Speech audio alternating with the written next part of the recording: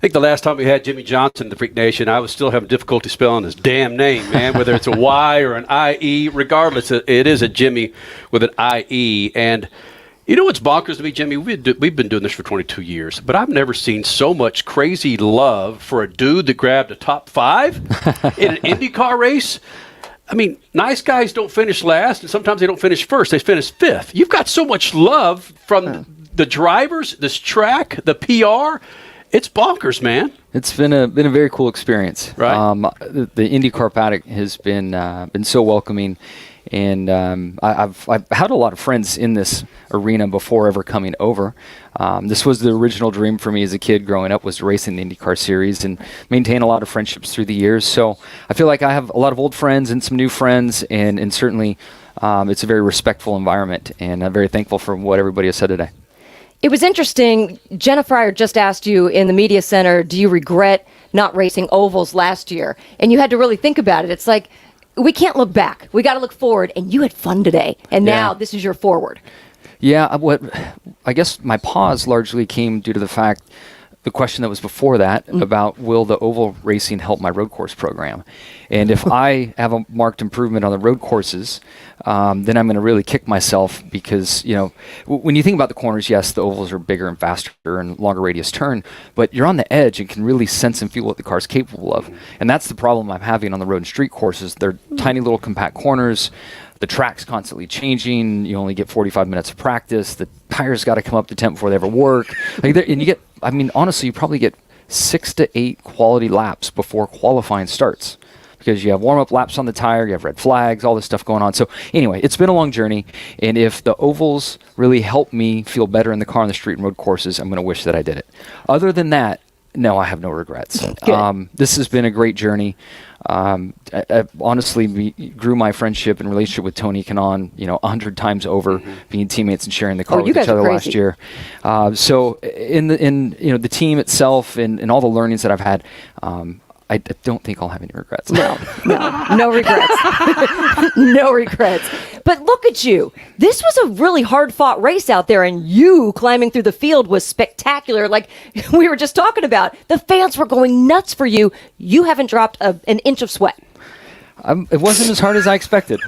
The street and road courses are very, very physical. But this race, summer's not here yet, so that was helpful. But great day in the car. Felt good physically. The grip strength required in these cars without power steering. I mean, I'm not going to be able to pick anything up tomorrow. I mean, I'm already having some forearm cramps from it, so that's a different animal than what I'm used to.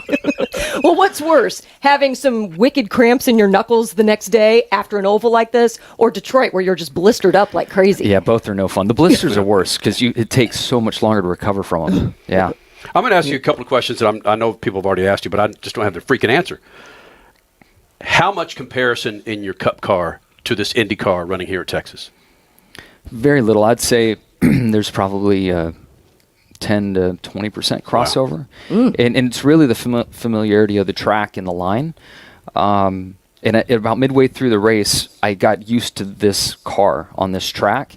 And then I was able to open my mind up and think about a line that I found in the Cup car through turns 1 and 2 and how to work the bumps in 3 and 4, where to place the car in the air. Like things started to come to me. I felt like my experience really showed up, or I was able to utilize and use my experience about halfway through the race today. And has anyone shared with you that this is going to be a great jumping off point for Indy, or like, Jimmie, don't forget everything you learned at this track because this isn't the Indianapolis Motor Speedway? Yeah, it is far different, but I think the racecraft and the way you use your tools in the race car here does apply. And in qualifying, we didn't get to make the mock qualifying run that we wanted to, so I didn't get to use all the tools that I needed to in qualifying, and we ended up 18th. I'll have more time, and I'll be able to work through that experience and utilize that in Indy coming up. So, it's amazing how little time you have to learn and grow in these cars, and there are so many tools. It's unbelievable how much you can really adjust the car during the course of a run. Did Chip set a bar for you at this race? Not personally, no. So rolling into his freaking meeting room with a 5-spot at Chess is going to be, hey, Chip, what's up, babe? Told me it felt like a win on pit lane, so I'll take that. Yeah. And you thoughts? Yeah, I mean, it's not a win, but it feels There's that competitor. There's it that. feels really good. It really feels good and satisfying. I heard you ask your daughters before you really got into pit lane. You guys were doing, no, maybe it wasn't pit lane. You were doing part of your documentary and for Carvana, and you said, okay, where do you guys think I'm going to finish today? And one of your daughters had a finger up, and I didn't hear what they said though. What were their predictions? One wanted me to win, and the other just wanted me to have fun. And was that Lydia? That was Lydia. Yeah, she's great. Yep, They're she's both a character. great. They're both, yeah. Lydia's unfiltered, much more Johnson, and then my oldest Evie is much like her mom, much more on the Janway conservative side. You wouldn't want it any other way. And, No. speaking of, you probably haven't really heard a word we said. You still haven't seen your wife since? Yeah, let's let him go. Have you? No, I haven't. Not since the race has been over. And she was just calling before we started the interview. She's like, "Where are you?"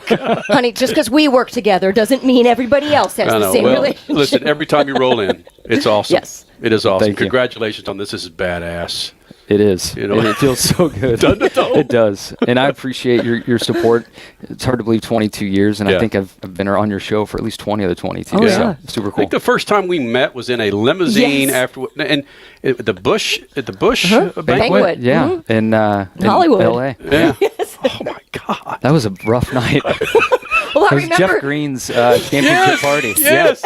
Yes. Who else I met that night that's still a great friend of mine is Marty Smith from ESPN. Oh, he no was way! out that night. But was he doing like with TNT or NASCAR? I think it was NASCAR.com at the Right. time, and we all went to bed so late. Right. And I had an early morning interview that my team owners at the time were really pressed that I do this important interview. Right. And I got up and went to the interview early in the morning, terrible. And I went in the room, and Marty and I made eye contact. He's like, "You're my interview?" I'm like, "I'm going to." So he would come to Crandon, Wisconsin, and a lot of the big off-road truck races back in Right. the day. Yeah. That's so Small badass. world. See Let's there? get you back in an off-road truck, but that's for later. You I'm need to go see supposed your to wife. be doing that now, but now I'm IndyCar racing, so Oops, yeah. Well, it'll come.